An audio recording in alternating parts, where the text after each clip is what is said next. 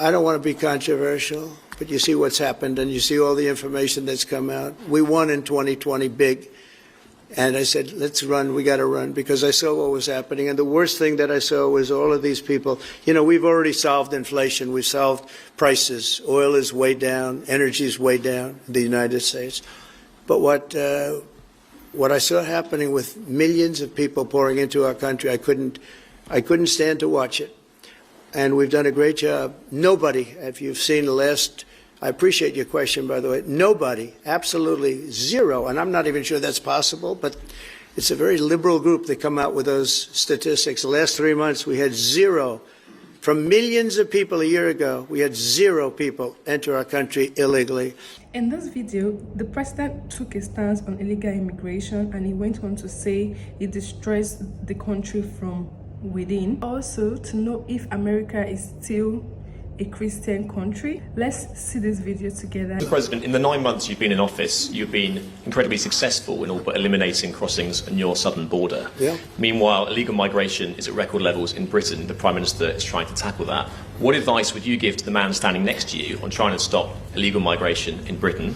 And Prime Minister, if I can just ask, the President is all about drill baby drill in terms of trying to secure American energy and cut bills for Americans. Meanwhile, you are turning Britain's back on oil and gas in favour of renewable energies, such as wind turbines. Why do you think that you are right and he is wrong? So we had millions of people flowing in, totally unchecked, totally unvetted from the Biden administration. 25 million, in my opinion, that would be about 25 million. They came from prisons, they came from mental institutions, they were gang members, they were drug dealers. They came from the Congo. They came from all parts of South America. They came from everywhere. Think of it. Prisons from the Congo being released into the United States. Prisons opened up in Venezuela and many other countries pouring into the United States. And I couldn't believe it. And one of the reasons I decided to run. I decided to run because I don't want to be controversial. But you see what's happened and you see all the information that's come out. We won in 2020 big.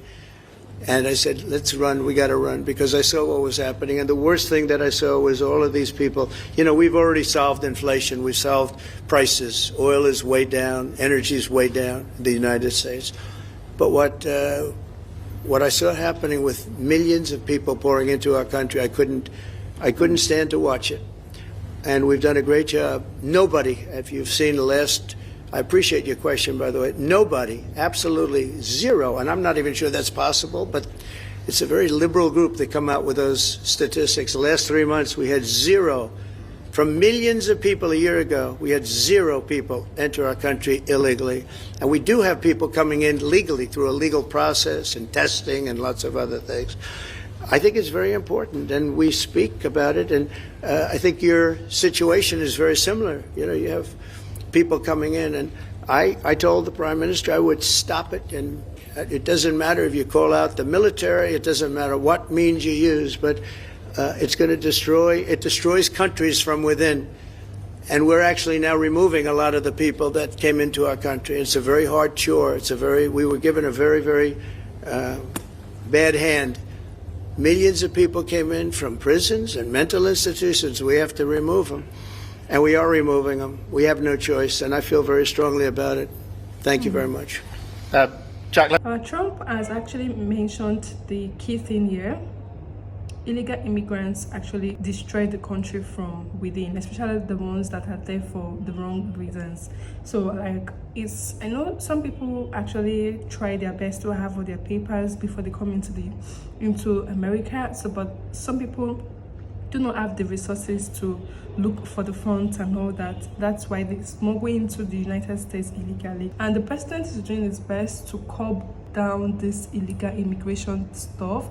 And I think is doing a fantastic job. No country will be happy that they harbor more illegal immigrants to the legal immigrants. So the president is doing a good job. Let me just deal with the question of returns, because this is obviously an issue we're taking incredibly seriously. We've struck a number of deals both on cooperation with other countries, because this is a problem right across Europe.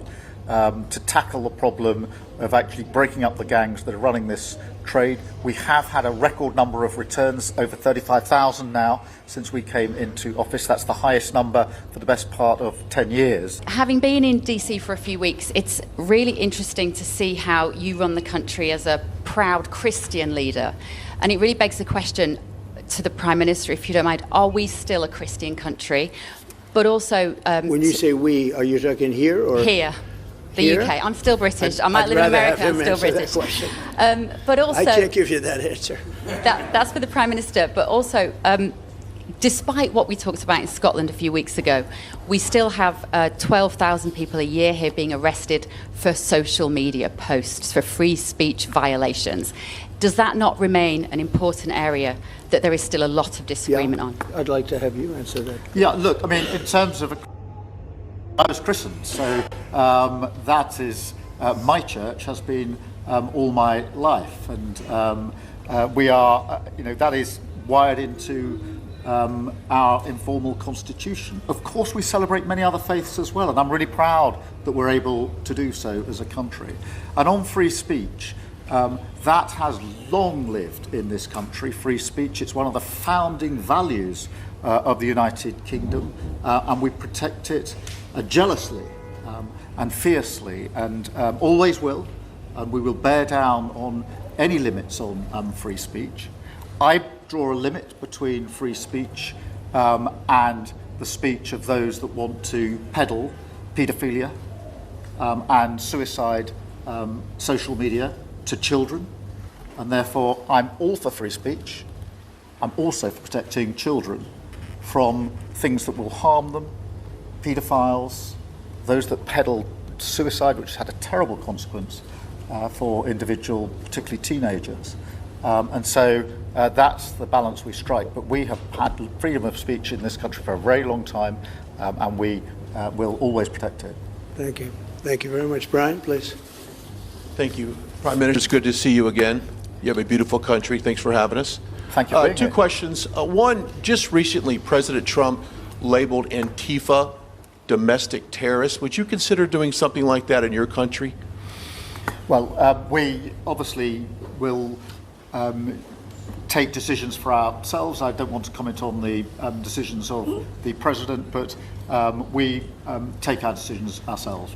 It's so weird and funny. The expression on Starmer's face when the illegal immigration question was being answered by Trump was all for me. Like, he had so much to say. So many people have trashed that their own favorite is being cancelled and fired for what they said.